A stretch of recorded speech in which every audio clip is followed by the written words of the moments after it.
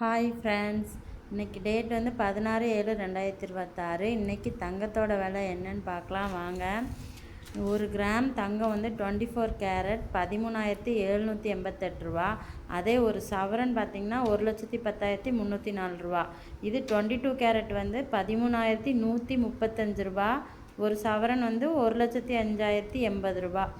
18 carrot பார்த்திங்கன்னா 10,759 ரூபா.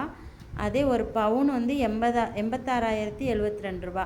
நம்ம எல்லாருமே வந்து 22 கேரட் தான் எப்பயுமே வாங்குவோம்.